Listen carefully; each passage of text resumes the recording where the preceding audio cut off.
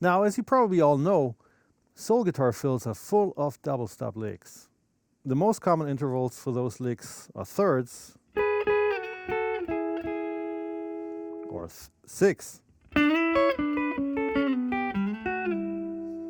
sometimes fourth. And I've talked about these extensively in my first course, Soul Guitar Guidebook, and we're going to come across a lot of thirds and sixths and so on in this course as well. But in this lesson I want to talk about octave double stops, which simply means playing the same note twice, just an octave apart. Now, it might not sound very desirable to just double the same note, but it can give a simple line a totally different quality.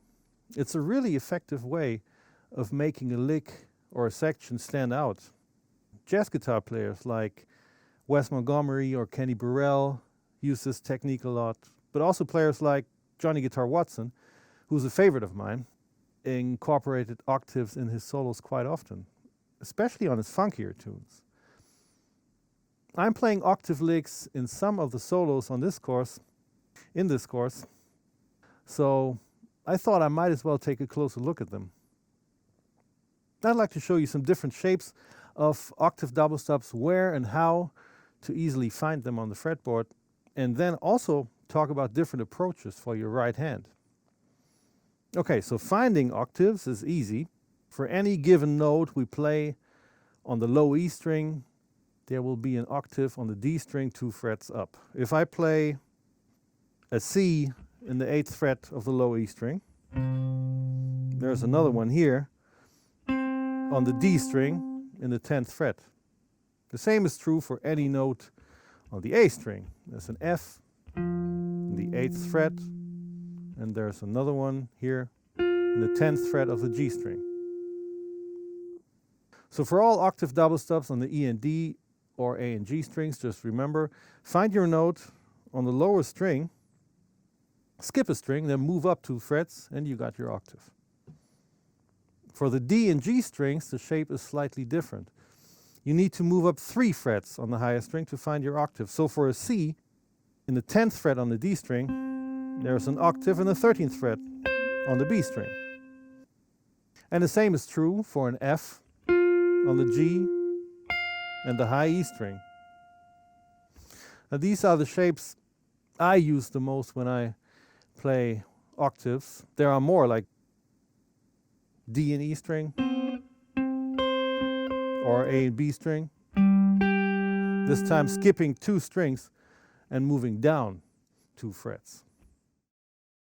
I also noticed while I was doing this that I tend to play the lower octaves with my index and little finger as opposed to the ring finger, which maybe would be the correct way of doing it since they're 2 frets apart.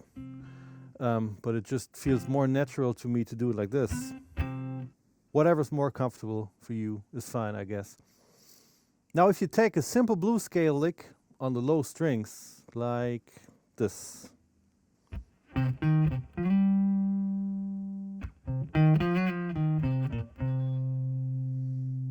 and then play it with octaves,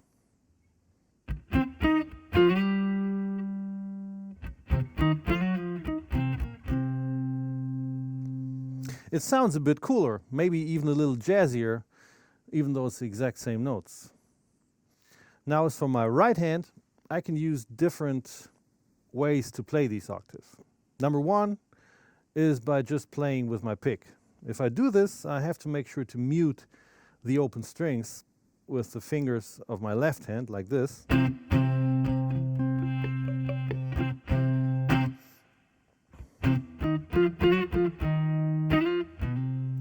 Number two is hybrid picking, using the pick and my ring finger in this case.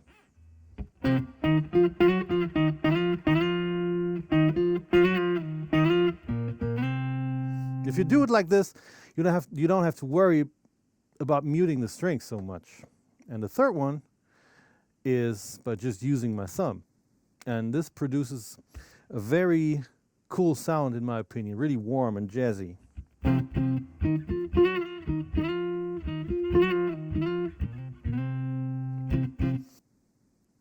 If you want to switch back and forth between using a pick and using your thumb, you have to think about what to do with your pick while you're playing with your thumb. What I do is stick the pick kind of behind my fingers and pull it back out when I need it. It actually works pretty good, and I really don't drop the pick too often. Let me show you what I mean.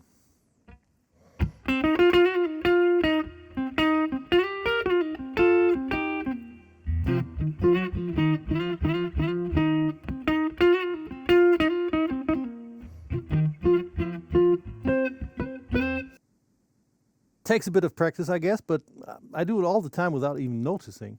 And maybe you have your own methods too.